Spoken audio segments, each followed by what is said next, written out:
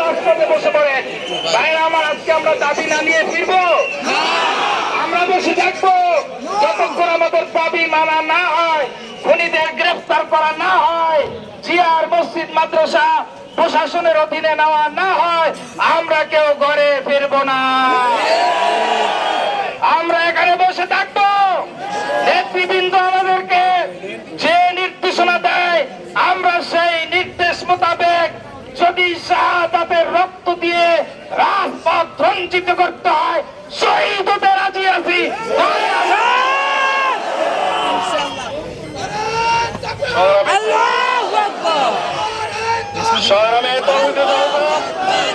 আমাদের নেতৃবৃন্দ থানায় কথাবার্তা বলার জন্য গেছেন।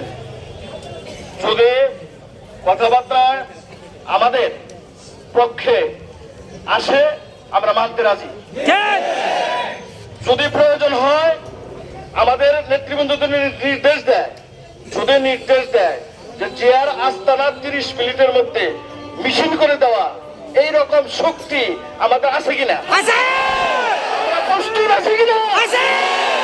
এই কুলাঙ্গারকে 24 ঘন্টার মধ্যে সবার থেকে সরাতে হবে, সরাতে হবে, গ্রেফতার করতে হবে, গ্রেফতার করতে হবে। আজান হইতেছে। ভাইরা আমার, আর কেউ সামনে আগাবো না। যে যেখানে আসি বসে পড়ি। ওই যে পিছনে যারা আছেন বসে পড়ি।